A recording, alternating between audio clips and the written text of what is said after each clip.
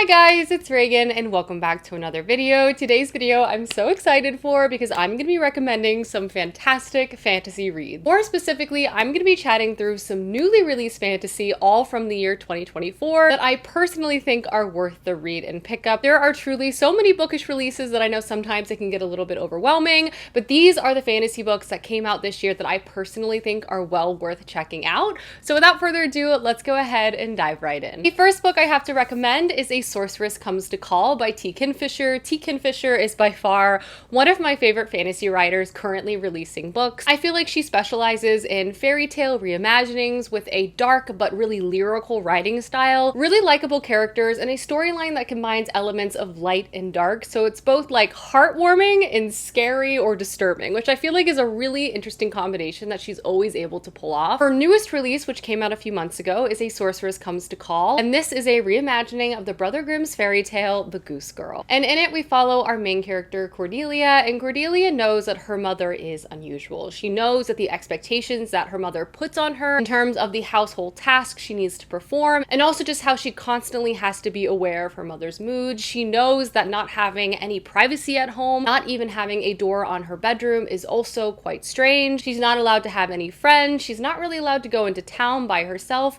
and the only moments of freedom that she really gets is when she's able to explore with her favorite companion, which is her family horse. At the beginning of the story, Cordelia's mother kind of gets wrapped up in something unexpected, and Cordelia and her have to flee to kind of this like faraway manor, and right away she realizes that she thinks her mother is devising a plot to take advantage of this family. Cordelia is a sweet girl, she's shy, and obviously given the complicated relation she has with her mother, she's never really been empowered to stand up for herself, but as she becomes more enmeshed in this household, and as she's introduced to our other main character, whose name is Hester, and she's sort of the spinster of the house, larger plot begins to unfold. This book really combines elements of found family, magic, but again, it also does tackle some rather dark themes, particularly around abuse and family. It draws inspiration from this well-known fairy tale, but I also feel like T. Kingfisher really puts her own spin on the story itself, creating a really fresh narrative. I feel like this is actually one of her more lighter reads, especially as you begin to like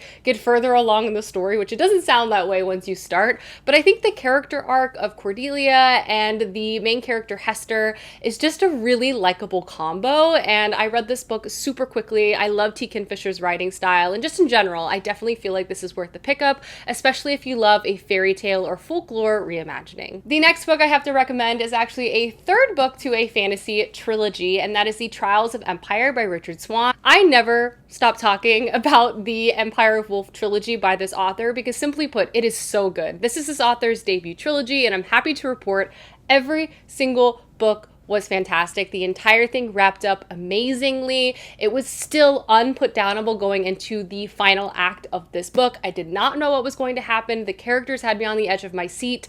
It was just amazing. And just the writing style, the plot lines of this epic fantasy series are some of my favorite. I was enthralled by this trilogy from beginning to end, and I simply feel like it desperately needs more hype. But if you're not familiar, the Empire of the Wolf series is set in an empire that basically has these individuals called justices. And justices in this world are super powerful. They're kind of like lawyers and knights. They also are like judges and executioners based off the law of the land. They also have magic. So they're a very powerful person, and obviously their station requires like a lot of morality. And then we're introduced to one of the most powerful justices. His name is Sir Conrad van Volt. However, this book is not told from his point of view, but instead it is told from his apprentice's point of view, and she's actually writing this series from the future. So she's like reflecting on all of these events. The trilogy itself kicks off as this group of people are sort of investigating a series of like aristocratic corruption concerns within this village, but the whole thing really begins to balloon into like large scale conspiracy and revolt surrounding this empire. It seamlessly begins to blend like religion and religious horror. There's so much contemplation around like law and morality and like justification within conflict, and also like what does it mean to rule, like what are the bases of government, and like how do we want this empire to look moving forward. Combining that with some incredibly intense like action sequences and just like overall twists and turns of the plot that I simply could not put down, and then also having amazing characters who have such interesting character arcs and dialogues with each other. Like, I truly loved every aspect of this trilogy. And to be honest, going into final books of trilogies, I'm always a little bit nervous that they're going to be boring and just sort of focused on like wrapping up plot threads that were introduced in the first 2 installments. But I feel like this book really balanced like introducing new concepts while still ending in a very satisfying way. Like, I loved this, loved the trilogy, love Richard Swan's writing. He has a new book coming out next year. I'm definitely going to be reading it right away. I'm obsessed with this trilogy. The next book that I feel like is definitely worth a pickup is An Academy for Liars by Alexis Henderson. This is like a fantasy, horror, dark academia book centering a campus that's all about like mind control magic. It definitely has some like disturbing and compelling elements to it, some amoral characters, which I think were really interesting to follow over the course of this narrative.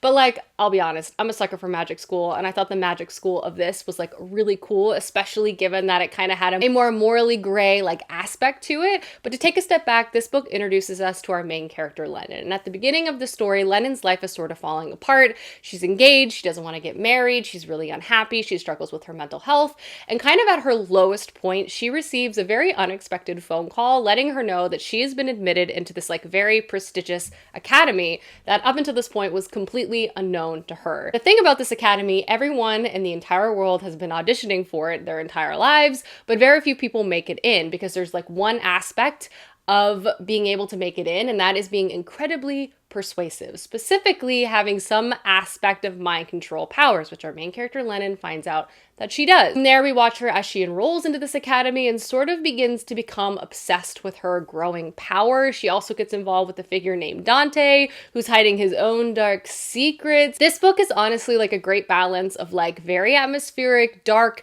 compelling, and interesting magic system, but also has some like fun elements that I personally enjoy, like maybe a little bit of a toxic romance, some unlikable characters making unlikable decisions, but I personally feel like it works in the larger structure and nature of this book. This was just like very entertaining and hard to put down. I really like learning about the magic system and the history of the school and place, and I would also say that this is my favorite Alexis Henderson so far. Next up, I have a more cozy recommendation if you're looking for something to kind of unwind with, enjoy kind of a lower stakes story that's designed to make you feel good, you know what I mean? And that is The Spell Shop by Sarah Beth Durst. This is a story that honestly was such a quick and delightful read, a perfect palate cleanser between not only some of the heavier books I've been reading recently, but just from life itself, you know? And in the story, we're introduced to her main character, Kiella, and Kiella has always struggled with interacting with people, but she's also always been fine with being alone. Kiella also loves books, and she's been working at this like massive, great library within this like fantasy empire for a long time. She lives here, she eats here, she sleeps here, she's focused on the books. But when revolution strikes in the city, resulting in the library sort of burning down, Kiella flees with as many books that she can carry, as well as her like talking plant assistant, and basically goes back to her home island that she grew up on but hasn't been back to in many, many years. Here she moves back into her parents' home and begins to like revitalize not only this place, but also begins to like work on herself, her life, and her dreams. She also really needs to have a source of employment, so she begins to sell jam to the local community. She also begins to dive deeper into these magical books that she took as well. Annoyingly to her though, she also begins to interact quite frequently with her next door neighbor, who's very friendly and very intrusive, very handsome, and for some reason he doesn't realize that she's actually an introvert who doesn't want to chat with anyone. This book is a magical island filled with second chances, like a really charming like cottagecore vibe to it. Like our main character is making jam, fixing up her house, farming. It's like a farm sim in a book in like the best way possible. There's obviously a romance as part of the story that's very cute and also not too steamy, which I feel like matches the overall tone of the story. I appreciated the small town politics, and this had like just enough of like intensity within the plot line, but nothing ever felt like too big or too scary or too unresolved for long, making it just like a really nice cozy read that I would recommend, especially if you're looking for something in this genre. And again, she's making jam. It made me so hungry reading this book. So yes, very cute. The next book I have to recommend is actually a YA fantasy recommendation. I know I haven't had many of those recently, but this was so good, and it is Where the Dark Stands Still. I describe this as like if Howl's Moving Castle was uprooted. Like it has Similar energy from both of those books, two things that I love immensely, and obviously like it's very much its own thing as well, but if you like the tropes of those two books, you definitely need to read this book. And in this story, we're following our main character Liska, and Liska knows and has been taught her entire life that magic is evil, and anyone who pursues magic is very much cursed. She unfortunately has magic and has been doing everything in her power to get rid of it. At the beginning of the story, she's more desperate than ever, and she's basically going into this haunted, magical forest to try to find this one flower that will grant her a wish to be able to get rid of her magic. However, though, when trying to find this magical flower, she runs into the demon of the forest, and to gain access to this flower, she basically has to strike a deal with him, and that deal seems kind of too good to be true at first. All he wants from her is to like move into his manor and help him like upkeep the manor and sort of work on protecting the forest from outside magical threats. And this aspect makes me feel like Howl's Moving Castle, because like this manor is alive and there's all different sorts of quirks that go on with this house. And I would also say this magical demon figure is very much giving Hal vibes. He's a little over the top, a little dramatic, obviously very handsome. And these two characters begin to grow close with one another, but our main character also is trying to uncover the mystery of this magical place and understand her magic at a deeper level. This book perfectly mixes like folklore and fantasy. There's clearly so much inspiration that the author drew on real stories, and it shines within this book. The writing style is amazing. The dynamic between the two main characters is so good. And just the plot sequence, I would also say, is very unexpected, especially for the genre. It really caught me by surprise in so many different ways and places. It was just beautifully done, emotional. I loved this book. The cover is stunning, and it perfectly reflects like how good this book is. Read it. The next book I have to recommend is another one of my favorite books of the year, not just within the new fantasy release space, and that is The Tainted Cup by Robert Jackson Bennett. Another one of my all-time favorite authors came out with a new book and a new series, and I would describe this as like fantasy Sherlock Holmes. If you really like that mix of genres of like a whodunit combined with a really compelling fantasy world and landscape, this is the book for you. I would honestly describe this fantasy world as almost like Attack on Titan meets Godzilla. It's very strange, but it works so well. This book is set in a fantasy world where there's this empire that's surrounded by these massive walls, and the maintenance of these walls is incredibly important because there are these huge beasts that sort of come randomly and suddenly and try to attack not only the walls, but like the civilians who live on the other side. Therefore, engineers, the military, and the government at large are like very integral and obviously have a lot of power, and keeping these walls functioning is like super important. Fast forward, we're introduced first to our main character Din, and Din is a figure who basically has had alterations that give him like a photographic memory. And given this skill set, he works alongside detectives as they begin to work cases, and his new detective is named Anna, and let's just say she's super strange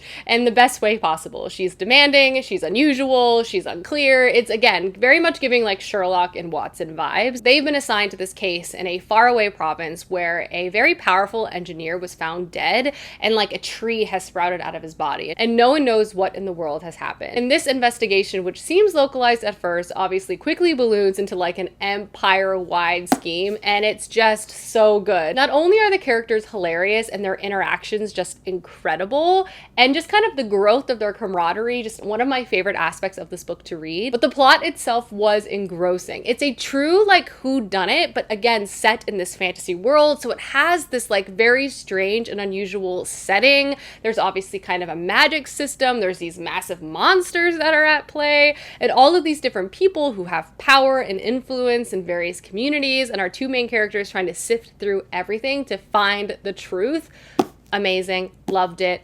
Every aspect of it. So entertaining. I can't wait for the next book. The next book I have to recommend is actually a very recent read and another recent release. That is Lady Macbeth by Ava Reid. This book, I personally was like a little unsure of how I was going to feel about it going in, because I would say it has sort of mixed reviews. I feel like people either really love it or it's not really for them.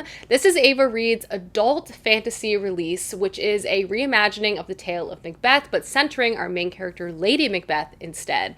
Honestly, if you love books that are like vibes centric and writing style focused, not necessarily the clearest plot, not necessarily focused on like super deep character development or huge plot movements, but instead really focused on like the setting, the style, the writing, and the focus of like a singular main character and how they're feeling, this is the book for you. Like, once I read literally the first chapter, I knew I was gonna really enjoy this story because, like, everything about it just immediately seeped into my bones. The cold and brutal landscape that this book takes place in, the castle that our main character has to move to, her train of thought, her motivations, just like everything about this was spooky and violent and disturbing. And I feel like the ambiance of the entire book and story was consistent all the way through. I was captured by the different plot movements that were involved. I was disturbed by all the things I needed to be disturbed by. It was just like very good. But in this story, we're introduced to our main character, Lady McBeth, but we find her right as she's moving into her new family's home. She's basically a young woman who's been sent far away from the kingdom that she was raised in,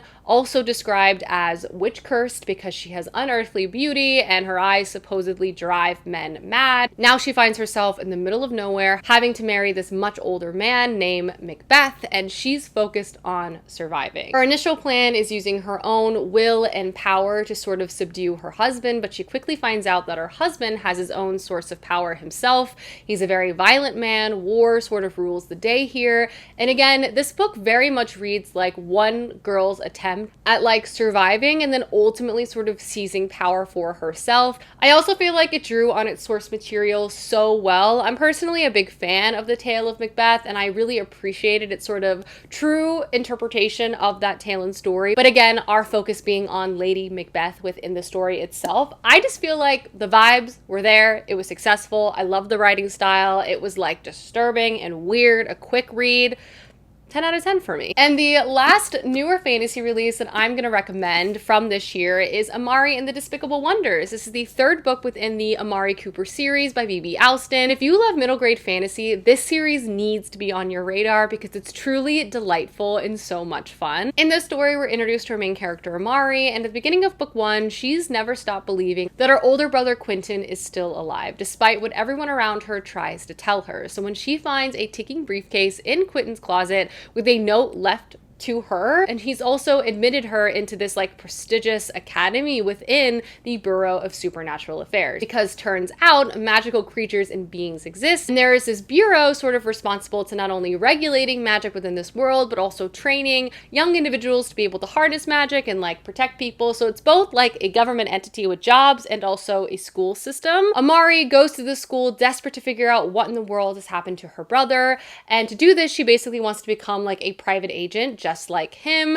So she begins like rigorous training to try to understand her magic. This book is all about Amari like seizing and trying to understand her powers, obviously making friends, taking on corrupt systems, being brave. And the third book sort of continues that sort of sentiment through and through. Lots of clever sort of magical ideas in terms of the different creatures and situations we find our main characters in. I appreciate the overall themes of this story, especially as it pertains to a middle grade series. Amari's a great character, lots of action and intrigue. It's just like really fun. I love middle grade fantasy quite a bit. I find it like the perfect pickup again between some of my more dense fantasy reads because they're just like delightful, but they still have really intense plot lines too. So yeah, if you haven't checked out this middle grade series and you enjoy middle grade, definitely do so. Alrighty guys, those are all the newly released fantasy books from this year that I personally would recommend. Let me know down below some new releases that you've gotten to that you've enjoyed, as I would love to know, and I will see you soon with another video soon. Goodbye!